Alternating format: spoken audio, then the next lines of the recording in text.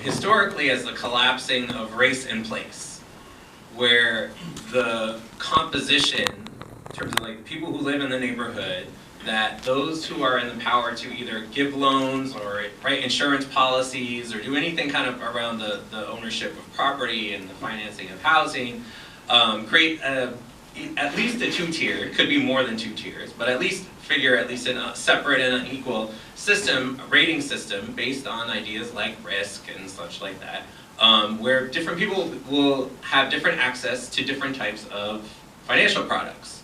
And we still see this in many ways.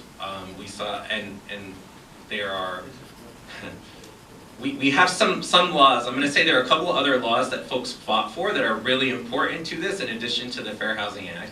One is the Home Mortgage Disclosure Act of 1975, which was followed by the Community Reinvestment Act of 1977.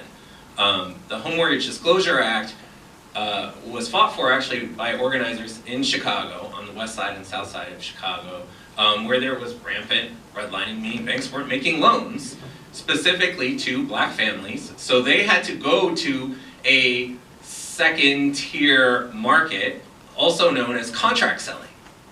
And if you're familiar with rent-to-own stores, like Rent-A-Center, that's what they do. They contract selling, which is that you rent to own, but you don't own it until you're done paying it off. So if you miss one payment, what happens at Rent-A-Center? They come back and they send the people, the repo guys, to come and take it. So imagine buying a home like that, which is how pretty much every black family who was able to purchase a home in Chicago at that time, in many, many other cities, including here as well, were only able to buy homes on contract, right? So that is an example of how redlining might work, where the banks and the government and the valuation systems decide that this neighborhood is too risky because of these people. So if you're in that class of people who are counted as making a neighborhood risky, it doesn't matter where you go, that neighborhood will now become risky.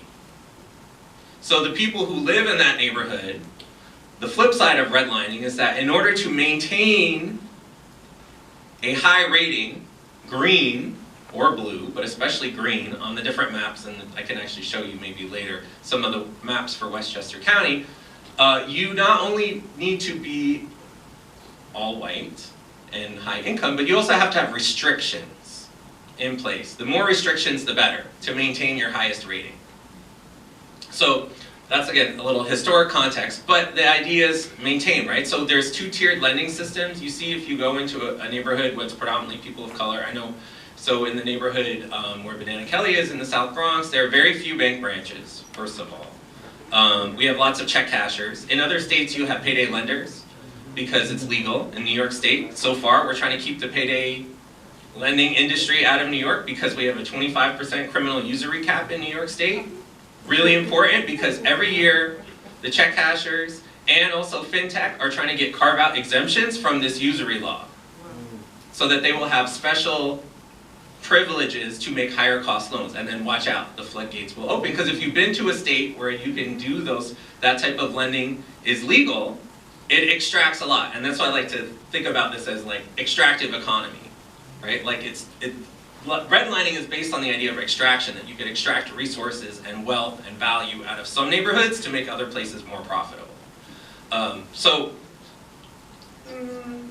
Anything else you want me to say in particular? No, I mean, obviously this is a topic into itself, but I think that's a good starting point. So I think that, like in what we've seen in the other kind of housing bubble periods, right? There's a push to do home ownership, but it often doesn't turn out really well, because the loans that are being made are not being done in a fair and equitable way, right? And so we saw, even when so part of the reason I brought up the Home Mortgage Disclosure Act is because you have to have really good data to show actually what's happening. The organizers had to prove redlining was happening in the 70s in order to get the Community Reinvestment Act passed. So what we saw, and you have to use proxies because the banks and such and the lenders will say, oh, we're just basing it off credit scores. And credit scores are individualized, but they're highly problematic. And also, if your parents have good credit scores, it's much easier for you to end up with a good credit score because they will co-sign on a loan and you get started off on the right foot. That was my experience. But if you come into the world as an adult and your parents don't have good credit or any credit, you're probably going to end up in a really problematic situation and get taken advantage of. And if you're seen as risky, they will charge you higher rates, and you're more likely to end up with messed up credit because of that. It's like a whole terrible cycle, right, that you can get sucked into. But what we saw is that black homeowners in higher income places, like in the DC suburbs, right, in Prince George's County and such, right, they were getting subprime loans even though their incomes were higher. So they were getting more subprime loans in that last housing bubble than white families who earn less money.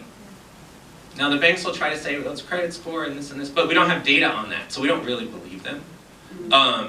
But I think it's the two-tiered lending system is very real and present, and that's a big part of when we get to like different ideas and solutions we can talk about more, but that stuff has not gone away.